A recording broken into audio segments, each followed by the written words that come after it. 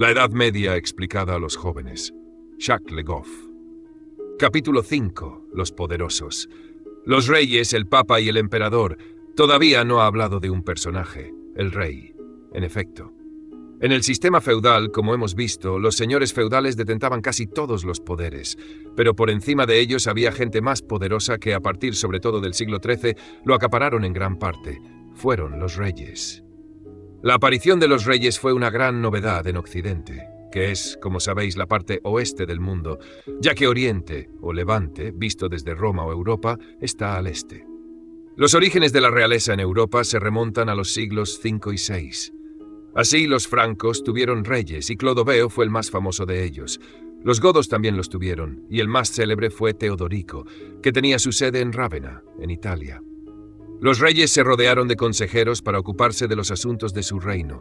Eran lo que ahora se llama altos funcionarios. ¿Cómo se llegaba a ser rey? De dos formas, o por elección o por nacimiento. Así, Hugo Capeto, el primero de los reyes capetos, fue elegido por sus pares, sus semejantes, los demás señores, en el año 987. Pero la tendencia principal fue garantizar la sucesión de los reyes por nacimiento, es decir, mediante la creación de dinastías, familias reales si lo preferís, y en general el sucesor del rey era su hijo primogénito. Por ejemplo, en Francia se dio la dinastía de los Capetos a partir del siglo X y luego la de los Valois a partir de Felipe VI, a comienzos del siglo XIV. En algunos reinos, las mujeres podían convertirse en reyes. La reina no gozaba más que de una posición de prestigio y a veces de influencia como madre o esposa del rey. ¿Pero no se necesitaba también ser consagrado rey? Sí, pero tenéis que daros cuenta de la diferencia con el emperador romano. En Roma se rendía culto al emperador, es decir, se le veneraba como a una especie de dios o de demiurgo, mientras que a los reyes no se les rendía culto. Sin embargo, la función real también tenía un carácter sagrado, que algunos reyes imponían como resultado de la ceremonia religiosa de entronización que se producía al comienzo de su reinado. En efecto, los reyes de Francia se hacían consagrar o iban a recibir la consagración en la Catedral de Reims, en conmemoración del bautismo de Clodoveo en ese mismo templo, mientras que los reyes de Inglaterra eran consagrados en la Catedral de Westminster en Londres. ¿En qué se diferenciaban los emperadores y los reyes? En que fue una multiplicidad de reyes, cada uno al frente de un reino, la que sustituyó al único emperador romano. Hay que recordar que éste dirigía el Imperio Romano como un mando único y que era designado emperador por nacimiento o bien por la aclamación de sus tropas. Su imagen dejó una intensa impronta en las mentalidades medievales. Precisamente por eso, ¿el emperador Carlomagno pretendió acaso ser un nuevo emperador romano? El rey de los francos, Carlos, llamado más tarde Carlomagno, Carlos el Grande, o Carolus Magnus en latín, se convirtió en el más poderoso de los reyes cristianos y especuló efectivamente con restablecer en su beneficio el prestigio y el territorio de los emperadores romanos. Los únicos que permanecieron al margen de su influencia directa fueron los reyes anglosajones. Contaba con el respaldo de la Iglesia, que se había vuelto una especie de monarquía que tenía al frente al obispo de Roma, a quien se le había otorgado el nombre de Papa, es decir, de padre. Con la complicidad de este último, Carlos fue consagrado emperador en Roma en las Navidades del año 800. Pero no hay que exagerar, tal como se ha venido haciendo, la importancia de este acontecimiento. Desde luego, Carlomagno se volvió a lo largo de la Edad Media un personaje de leyenda, pero sus sucesores no se consolidaron como emperadores. ¿Por qué? Sin duda porque el ideal de Carlomagno no se situaba en el futuro, sino en el pasado, en la antigüedad. Carecía de una visión auténticamente europea, que excluía a los anglosajones del territorio que proyectaba para el imperio. Carlomagno fue sobre todo un patriota franco y carecía de una visión mucho más amplia que el país de los francos y sus conquistas. Pero seamos justos, fue un gran protector de las artes y las letras, que se rodeó de sabios procedentes de toda la cristiandad y favoreció también la educación de los nobles personajes que le servían. ¿Sabíais que a finales del siglo XIX, cuando se instauró la escuela pública y obligatoria, se remontó su origen a Carlomagno? Pero, por supuesto, es solo una leyenda. ¿En qué se distinguían los reyes de los señores? sobre todo mediante los símbolos reales. La mayoría de las veces era un trono, una corona, una vara llamada cetro y en algunos casos una mano de justicia, una mano abierta fijada en el extremo de un mango, porque la justicia era una de sus grandes prerrogativas, una de las funciones reservadas a la realeza y también a la Iglesia. Generalmente, los reyes gobernaban directamente un territorio bastante reducido, el dominio real, en el que eran soberanos, e indirectamente reinaban sobre los territorios de los señores, donde estos ejercían su soberanía feudal. Otra de sus potestades consistía en mantener la paz. ¿Los reyes tenían entonces ya una corte?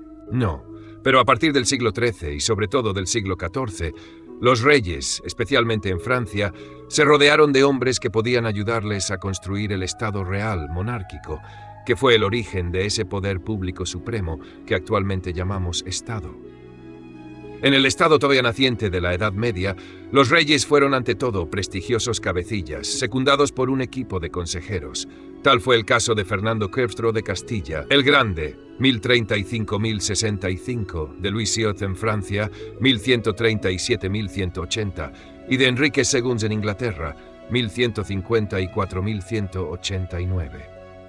A partir del siglo XIII, también hubo diferentes asambleas que los reyes consultaban, por ejemplo en lo referente a las finanzas y a la justicia. Pero no hay que imaginarse un gobierno con ministros y una administración desplegada por todo el reino. ¿Los reyes ejercían realmente el gobierno? Se esperaba de los reyes que se ocuparan de los asuntos del reino, que solo lentamente fue convirtiéndose en un estado dotado de instituciones estables, leyes, impuestos, asambleas, funcionarios. Ahora bien, en el siglo VIII, la gente consideró que los reyes no cumplían su trabajo y los llamaron reyes holgazanes.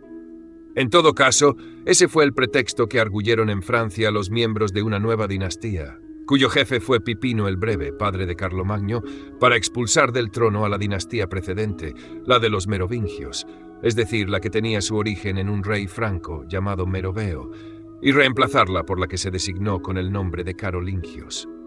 ¿Tenían ejército los reyes de la Edad Media? Sí, los reyes eran jefes militares. La mayoría de las veces el ejército real se formaba para cada guerra, en la primavera. Este ejército estaba constituido, por una parte, por soldados que dependían del rey y procedían de los dominios reales, y por otra, por mercenarios, es decir, por soldados extranjeros a los que el rey pagaba una soldada. Pero en las grandes ocasiones los reyes dirigían un ejército que se podía llamar nacional, compuesto por soldados reclutados en todo el reino. Fue lo que hizo a comienzos del siglo XIII el rey de Francia Felipe Augusto con ocasión de la batalla de Bouvines, en 1214. No fue hasta el siglo XV cuando los reyes de Francia constituyeron un ejército permanente. Una última pregunta. ¿Cómo se convirtió la ciudad de París en la sede del rey y la capital de los francos? En algunos países, los reyes procuraron residir en la medida de lo posible en una ciudad, que desde entonces se consideraba la cabeza del reino, es decir, la capital, del latín caput, cabeza. En Francia, Clodoveo hizo de París su capital, aunque la ciudad no siguiera siéndolo por mucho tiempo.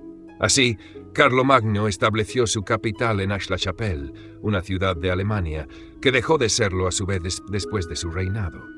En cambio, Londres se puede considerar la capital de Inglaterra desde Guillermo el Conquistador en el siglo XI. En Francia, tras un largo titubeo entre París y Orleans, la capital entre los siglos XII y XV fue París, y no volvería a serlo luego, aunque por poco tiempo, hasta el siglo XVI. En efecto, el rey Luis XIV se estableció durante la segunda mitad del siglo XVII en Versalles. En España, los reyes de Castilla cambiaron también varias veces de capital. A finales del siglo XI fue Toledo, que había sido reconquistada a los musulmanes, y solo en el siglo XVI crearon Madrid. En Italia, entonces, no había capital, porque el Papa siguió instalado la mayor parte del tiempo en Roma. Tampoco Alemania tuvo capital, hasta que a partir del siglo XII los príncipes alemanes eligieron un emperador en Frankfurt del Meno. Sin embargo, da la impresión de que por encima de los reyes había personajes más importantes, que a veces se enfrentaban entre ellos. Sí, en la cúspide de la sociedad estaban el Papa y el emperador, dos personajes teóricamente más poderosos que los demás. El Papa estaba al frente de la Iglesia y era realmente su jefe, como un monarca. El emperador era más un jefe prestigioso que una figura con autoridad real. Teóricamente estaba por encima de los reyes, los príncipes y las ciudades, pero apenas se le prestaba obediencia, y a partir del siglo X, su autoridad apenas se extendía más allá del Sacro Imperio Romano Germánico, es decir, de Alemania e Italia. Pero, ¿por qué se enfrentaban?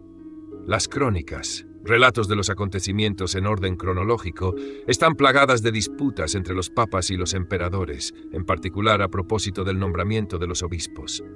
Pero estos conflictos que ocuparon el primer plano encubrían la verdadera realidad, la que influía de hecho en la evolución de la sociedad y que se desarrollaba más bien entre bastidores o al fondo del escenario, en las monarquías, los señoríos feudales y las ciudades. Tras la muerte de Enrique VII en Pisa en 1313, el emperador solo conservó su autoridad en Alemania. Los papas eran elegidos por un colegio de cardenales, durante un cónclave, designados por sus predecesores, y los emperadores por príncipes alemanes especiales, los llamados príncipes electores.